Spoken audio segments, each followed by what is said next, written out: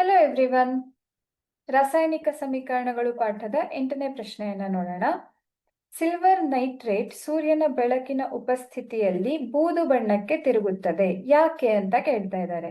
So silver nitrate ಸೂರ್ಯನ ಬೆಳಕಲ್ಲಿ ಹಿಡಿದಾಗ ಏನಾಗತ್ತೆ, ಅದು ವಿಭಜನೆಯನ್ನ ಹೊಂದತ್ತೆ. ಸಿಲ್ವರ್ ನೈಟ್ರೇಟ್ ಇರೋದು ವಿಭಜನೆಯನ್ನ ಹೊಂದಿ ನಮ್ಗೆ ಸಿಲ್ವರ್ ಸಿಗತ್ತೆ. ಈ ಸಿಲ್ವರ್ ಬೂದು ಬಣ್ಣದ್ದಾಗಿರತ್ತೆ, ಅಂದ್ರೆ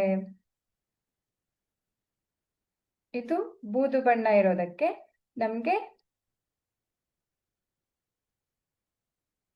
ಸೂರ್ಯನ ಬೆಳಕಿನ ಸಹಾಯದಿಂದ ಅದೇನಾಗತ್ತೆ, ವಿಭಜನೆಯನ್ನ ಹೊಂದಿ ಬೂದು ಬಣ್ಣದ ಸಿಲ್ವರ್ ನಮ್ಗೆ ಸಿಗತ್ತೆ. ಎಜಿ ಮಾತ್ರ ಹಾಗೆ ಸಿಗ್ತಾ ಇರೋದಕ್ಕೆ ನೀವೆಲ್ಲ ನೋಡಿದೀರಾ, ಬೆಳ್ಳಿ ಸಾಮಾನ್ಯವಾಗಿ ಗ್ರೇ ಕಲರ್ ಅಲ್ಲಿ ಇರತ್ತೆ ಅಲ್ವಾ.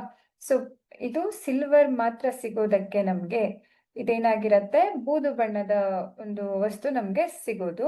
ಸೊ ಇಲ್ಲಿ ಏನಂತ ಆನ್ಸರ್ ಕರೆಕ್ಟ್ ಆಗಿರತ್ತೆ, ಸಿಲ್ವರ್ ನೈಟ್ರೇಟ್ ವಿಭಜನೆಗೊಂಡು ಬೆಳ್ಳಿ ದೊರೆಯುವಂತಹದ್ದು. ಇದು ಸರಿಯಾದ ಉತ್ತರ ಆಗಿರುತ್ತೆ. ಹಾಗಾಗಿ ಆಪ್ಷನ್ ಎ ಸರಿಯಾದ ಉತ್ತರ.